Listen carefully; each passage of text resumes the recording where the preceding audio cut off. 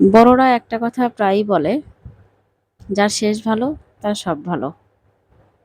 আসসালামু আলাইকুম। কেমন আছেন সবাই? আশা করছি খুবই ভালো আছেন। আর আমিও খুব ভালো আছি আলহামদুলিল্লাহ।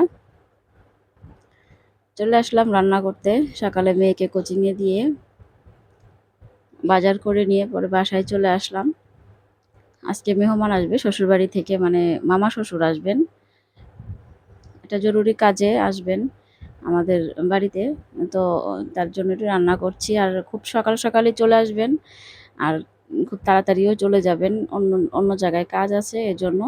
তো জরুরি একটা কাজের জন্য আমার বাড়িতে আসছে, আর না আসলেই না, সেজন্যই।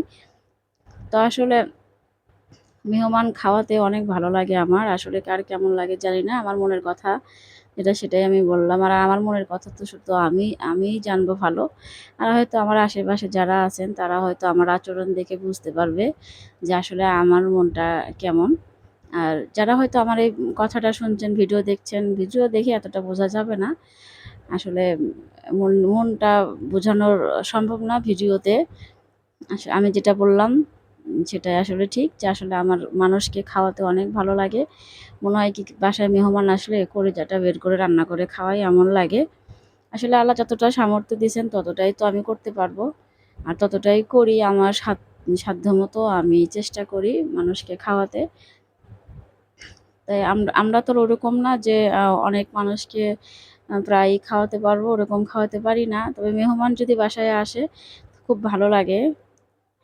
তখন মনে হয় যে কি খাওয়াবো, আর কি খাওয়ালে হয়তো মেহমান খুশি হবে, ভালো বলবে, এরকম ভালো লাগে, মানে এরকম লাগে। আর রান্না করতে গেলে তো অনেক মানে টিপে রান্না করি, যে আসলে যেন মজা হয়, খেতে যেন ভালো লাগে। কেউ যেন না বলতে পারে যে খেতে ভালো হয় নাই, রান্নাটা ভালো হয় নাই। এই কথাটা বললে মনে হয় শুনতে ভালো লাগবে না। এদিকে মাংসগুলো কেটে নিয়ে আমি ধুয়ে নিয়েছি, আর পেঁয়াজ মরিচও কেটে নিলাম, আদা রসুন ব্লেন্ডার করে নেবো, এই জন্য কেটে নিলাম। এদিকে ডিম নিয়ে আসছি আসার সময়। তো ডিমগুলো দেখি যে অনেকগুলো ফেটে গেছে আমার, মানে এক কাঁচি ডিমের মধ্যে ৫টা ডিমই ফেটে গেছে, ২টা তো একেবারে গলে গেছে।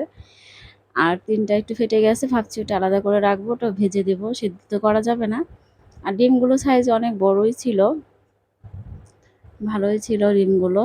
তো আসলে আমারই আনতে মানে কেমন যেন কার সাথে লেগে হয়তো ফেটে গেছে, বুঝতে পারি নাই।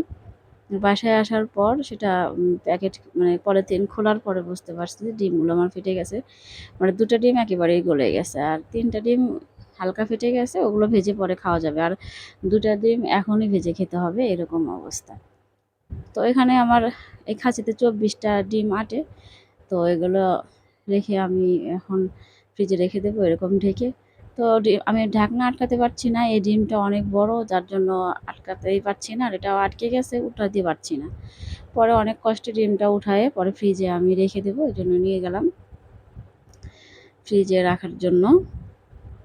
তাই তো আসলে ফ্রিজে সবারই এরকম অবস্থা, কিছু না কিছু, মানে আমরা তো মানুষ দুইজন, কিছু না কিছু থেকে যায়, একটু একটু করে তরকারি রান্না করি, তারপরও মনে হয় কেন জানি বেঁচে যায় কেমন জানি।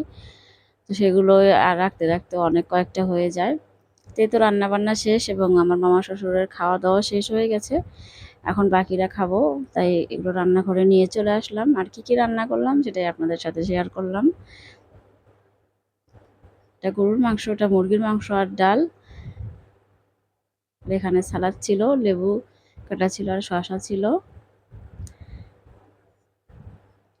আর এগুলো মেহমান আসার সময় নিয়ে আসছে।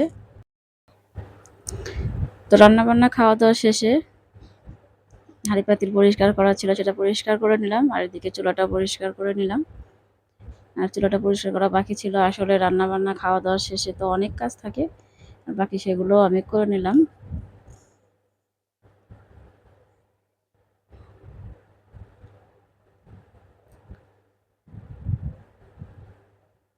তো আজকে এই পর্যন্ত, সবাই ভালো থাকবেন আর সবাই আমার জন্য দোয়া করবেন।